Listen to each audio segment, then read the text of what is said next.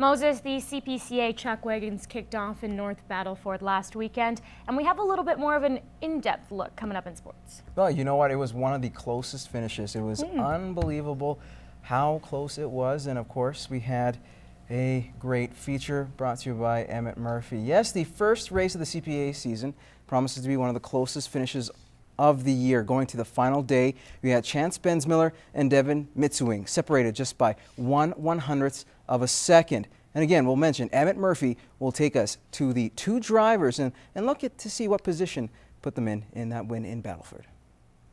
And now it looks like Devin Mitsuing has shifted the gear with Hart Lake Construction, wheel to wheel with Extreme Oilfield Technologies and Chance Bensmiller. They both come from chuck wagon racing royalty. Devin's father Ray has raced in the Calgary Stampede 28 years, while Chance's father Buddy has captured the Stampede Championship 3 times. Devin has mimicked some of his father's success, coming in as the reigning Canadian champion. To be honest, it kind of got me nervous and stuff, but I think it made me train harder this spring, and so far things are turning out pretty good. Devin Mitsuing is, very committed. He's very competitive. Puts a lot of effort, a lot of work in behind the barns and with his horses. I hook different horses in every race. My right leader of approval, he's going to be a superstar. He's just a first-year horse, really. Chance's career has moved in the opposite direction, though. After winning Rookie of the Year in both the CPCA and WPCA, Chance never finished better than 30th on the World Tour. The last couple of years I've run, I always seem to run into a little bit of penalty trouble, so my biggest goal this year is just to drive as good as I can and see if I can't make that Calgary spot.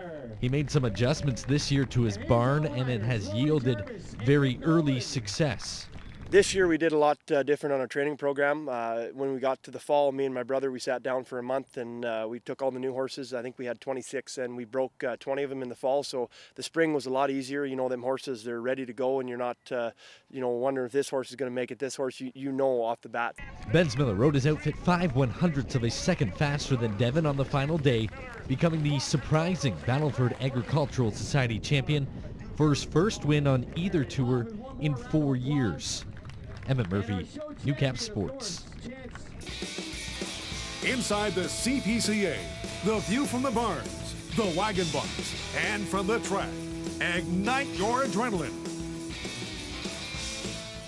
EFC 12 is set to go for Saturday night with 8 fighters on the card, and once again promoters are happy to have the event back at the Cooler Nightclub. We're excited to do it back here again, just because of the response that we did have. And we're excited for Saturday. Great fights on the card. #1 fight in Canada is going to be the main event.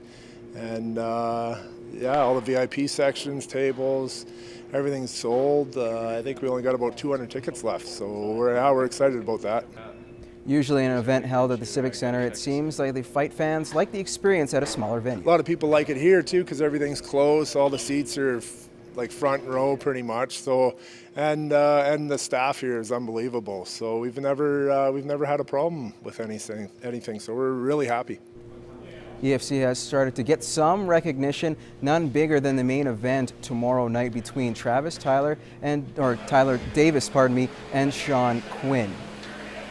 We've always had the support with the fighters. Like from when we started out, we didn't have the support because nobody knew us. But now everybody knows what kind of show we put on. It's a very, very professional show.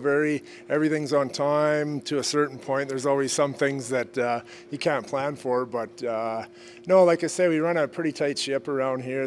The Lloydminster Juniors have had a strong start to the season and were in action taking on the MERVIN Flyers, who were winless at Legion Ballpark. Now to the top of the first, it was already 1-0 for the visitors. The bases were juiced for Jordan McNabb. He chops one up the middle. The Juniors can only get the force at second. Another run comes in, 2-0 Flyers, but the Juniors would bounce back in the home half of the first. Tied 2-2, Cole Lupul takes one deep to left for the ground rule double. Juniors would take the lead. Bottom 2, Landon Noyes with the single to right center, cashing in another run. The Juniors would lead by 1 run after 4 innings. Cole Lupul would settle down after a tough start, and Jason Fechter would clean up, getting the save. 6-5 was the final. Our pitchers pitched very well. I thought they threw very well, and and that kept us in the game. We gave up a couple runs early on, but then we battled back and we kind of held them at pace. Now to the high school sporting realm. The Provincial High School Track and Field Championships are in Edmonton this weekend. Both Holy Rosary and Lloyd Comp will be represented. The Barons track and field team will send 4 ladies to the City of Champions, each one looking for a top 10 finish. Cheyenne Thorpe, one of our 100 and 200 meter athletes, she hasn't lost a race yet this year, so we're hoping she can continue that at Provincials. And Nesea Becker has done well in her races as well this season. Another positive for us is Kelly Muskego in the high jump. She's jumping PBs every meet, it seems like. And Kelly David is doing really well in the hurdles and javelin, so we're thinking they're going to do well.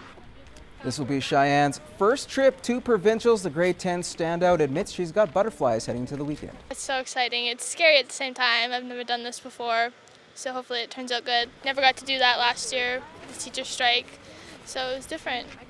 Last week's zones were not ideal in terms of conditions, but 5 Holy Rosary students are heading to the Provincials. Michael Holman, Riley Morell, Tara Petrick, and Bailey Walker, not to mention Donivan Grannum, can't forget him. The 15-year-old has some big shoes to fill heading into Provincials. My sister went to Provincials, got a bronze or silver medal. She has a banner in our school, so I'm just excited to carry on the family name.